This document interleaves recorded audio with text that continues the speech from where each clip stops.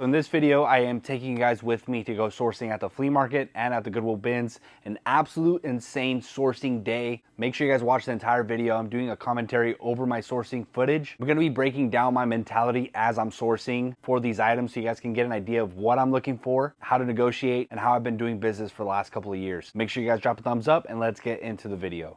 All right, guys, so we got to the flea market here. In the very first stand, I saw this Xbox One. And those have been doing really good for me. I sell them for about $140 depending on the memory and the exact model.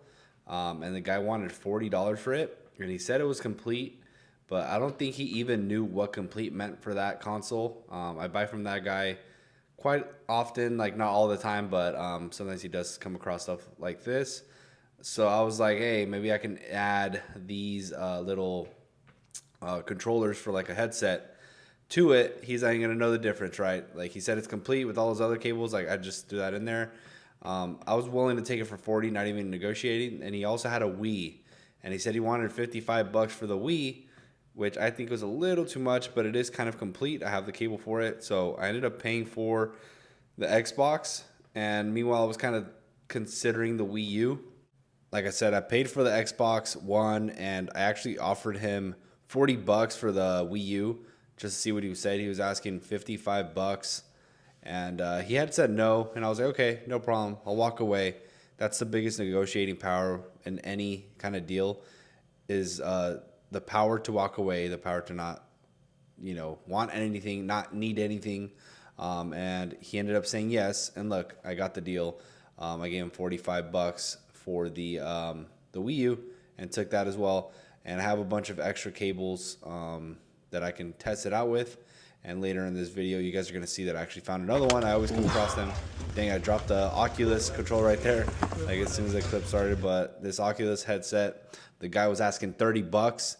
The reason why I'm doing the voiceover as well is because a lot of people don't speak Spanish. A lot of people do speak Spanish that watch me and can understand it, but most of these vendors are Spanish speakers, And here I was just looking to see what else I could find. You never know, digging through these little piles. Routers like that are not something I pick up anymore. Back then I used to get them just because I would get them really cheap, but I always have problems with routers like that, so be careful with them. Sometimes they're locked with like an old account or something like that. So I paid that guy 30 bucks for that Oculus headset. This guy right here, guys, he has pretty good stuff, but he knows I'm a reseller. I've been seeing him there at that flea market for like 15 years. And he always charges a lot, especially with me or my dad. And some people you just really can't do business with. That camera, he was asking 40 bucks, and he had some GoPros, and I was like, maybe I could do a little deal for a bunch of little stuff. But like I said, we don't really need anything because we have an abundance mindset at the flea market, and in any negotiating deal that we're doing, we're not depending on what we get today. This is extra. And when I come to the flea market, guys, I'm just looking for banger electronics that serve me well. I found this little briefcase thing. It's called a Pelican, and the briefcase alone is probably like $100. I've sold a lot of them. I used to always get them. They always come across my way, but I wanted to see if there was actually in the briefcase, and if it is, they're worth quite a bit of money. This screen right here was not a Pelican screen. It was something else, and it was in there. And I asked him how much, and he said 500 bucks for the setup. But I think that was way too much. Like, I think that thing was worth maybe that much. But that guy, like, he'll Google lens something. A lot of vendors, not just him. A lot of people just Google lens something, see that something is expensive, and they try to get the eBay price, which it's fine. Like they can do whatever they want, but they're not going to sell it at the flea market. Not for that price, at least. I'm willing to shell out 200 bucks for something that goes for 500, but people always shoot themselves in the foot and don't sell stuff because they try to get eBay money at the flea market, and it is what it is. This guy right here always has a bunch of shoes. He buys pallets. Only thing is, like a day like today, he was charging way too much, like 20 bucks for shoes. Some of those only go for like $25 to $30, so really no room. This thing right here looked very interesting, and I actually Google lensed it, and it was like $80. This little VR headset from Sony was pretty good. Those headsets, sometimes can be good. That one was a no brand one, so I just left it alone. So I have the headset, and I got these two mixers that I had seen that he had a couple days prior, and he still had them. He still hadn't sold them. He was trying to ask $50 for each of the mixers. They go for like $100, but I knew no one else was gonna buy it, and he still had them. So I made a little pile. I found a Wii charger for the other thing, and I always pick them up. You know, these Shark vacuums can be good sometimes, but I didn't really want to mess with it. And I didn't want to jack up the price because this guy, it could get pricey with this guy. So you just never know, you know, what they could be charging.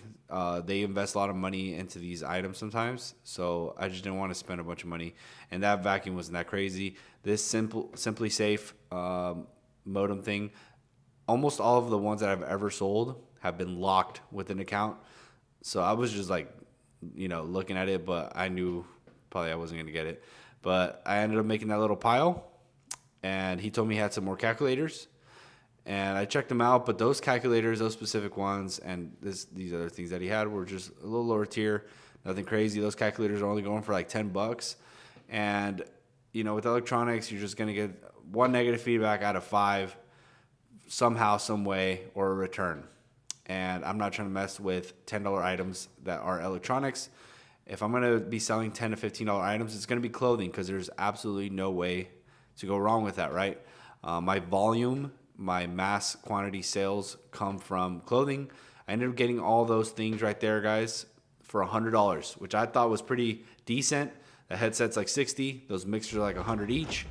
And that little extra blue thing was like $80. So now we're loading up, and now we're going to head to the Goodwill bins and get the volume game coming from, you know, the clothing. I used to do volume with electronics, and it is very hard, especially with the feedbacks, the returns. I had a 10% return rate. I had a 92% feedback. My dad, right now, he does mainly electronics. He has a low feedback. My buddy Colin Hayes, he does a lot of electronics still, and his feedback is like 93. I'm at 98.2 now, so you could see the effects of electronics versus clothing, you know, right away. Here I'm at the Goodwill bins, usually a chill spot. A lot of these people that come here, they sell at markets, and some of them do sell on eBay, and some of them are just like mainly vintage sellers. As soon as I walked in, I found Levi's. I found a little honey pot right here, a little section where it was just full of jeans. I pick up Dickies, even if they're a little faded. I sell a lot of Dickies. A lot of people always comment for me not to get like size 40 and up jeans. Those are the ones that I come across more because no one else buys them. Those are not a size 40, you know, those are smaller. But all these normal Levi's, they haven't been like the ones that you know of, like the 501s, 569s, 505s, the normal Levi's. I have been getting like the Denson Levi's, the normal Levi Strauss jeans, and those have been selling just as well as the normal ones. I think Levi's is just a great brand. My store kind of has that algorithm going for jeans. These are some Schmidt workwear pants. Like anything that is workwear, I'm picking up in a decent size, anywhere from like size 30 to 60. I have gotten like a pair of like size 66s. These pants right here looked interesting. I had never seen that brand. It looked like an old vintage workwear brand, and I kind of avoided it. But then, like there in the screen, you see there's another one sticking out, kind of. But I was wary of it. But I just kept looking to see what else was in here. Fashion Nova, no good. There's a lot of fast fashion in here. There's a lot of like just brands that are no good. You know, these are some Levi Strauss jeans examples. Those are gonna do great. Selling for $20, you know. The bins here are $1.96 per pound. Jeans, if they're a pound and a half, I'm picking them up for $2.50, you know. So another pair of Levi's, even if they're just slightly faded or something, I'm still picking them up. I have sold completely torn Levi's for like $15 to $20, and I don't really pick them up at the bins, but in some bales that I have gotten, there have been some that popped up that were really ripped that I still posted, and it did well. You know, one thing I'm picking up are these Wrangler cowboy cut jeans. Even if they're kids, that's how good they sell. I don't understand it, but they're flying. something that does very well is, even if it's small, is like a Vans jacket like that, like a bomber jacket, or if it's Valcom, Hurley, all those kind of brands like Element. I get a lot of that over here. Another pair of Levi's jeans. This is all in the same section, which is crazy.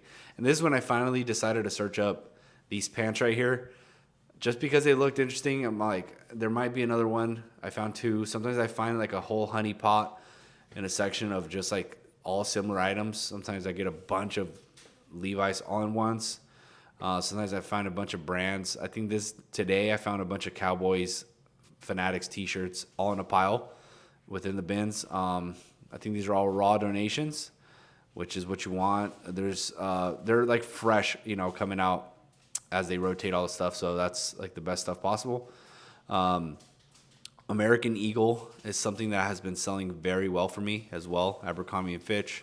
These are all brands that people are avoiding, but I am picking up and I am getting all the sales from that. I'm getting the reward from that, and my algorithm on my eBay store is, sending traffic to those kinds of items. So it's just doing very well for me. So I just continue to do what is working. If it stops working, I'll stop doing it. But right now, we're like at $15,000 a month in just pure clothing. And I haven't even been listing as much as I normally am, just because I just moved warehouses. But it's about to ramp up a lot. And now adding these electronics, I haven't listed an electronic in quite some time. And I have like a pile of them. So once I start buying more of them, listing them, and ramp up the volume a little bit with the clothing, it's going to be awesome. And this whole entire video since I got to the bins was this corner. Like when I'm at the bins, I'm nonstop picking through the rows, just because it's so much. And like, it's crazy. Like all these people, I got there 20 minutes late, and all the people after 20 minutes are just chatting it up in the corners.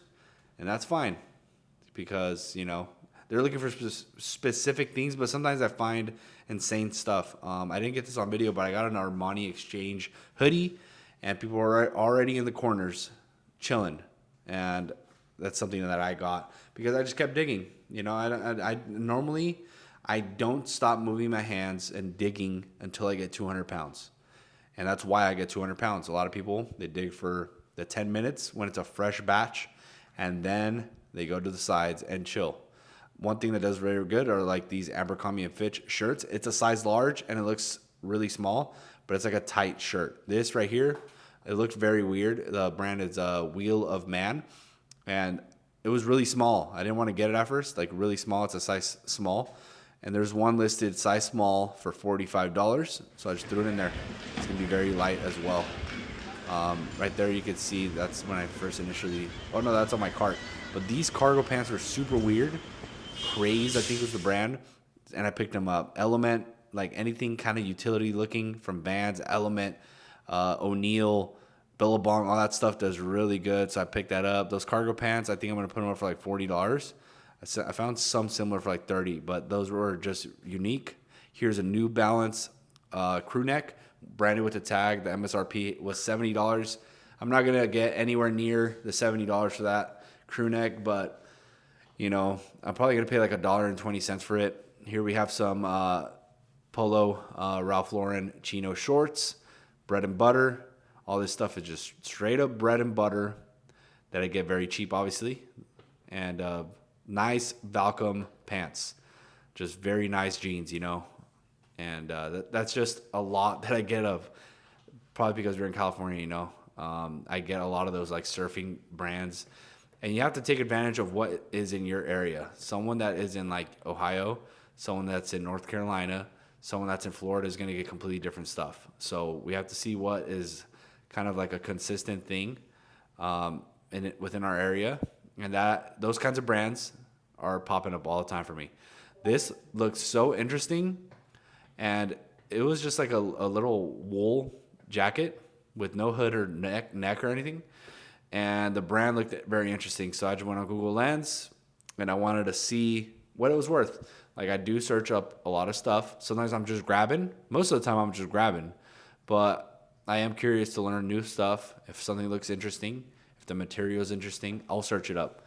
And here, took a quick Google Lens and it had no tag. It did have a tag, but I didn't really know what the brand was. It was CH. So I just looked through what was listed, and I didn't find anything similar to it. So I just clicked on this listing to look at the tags to see if it matched.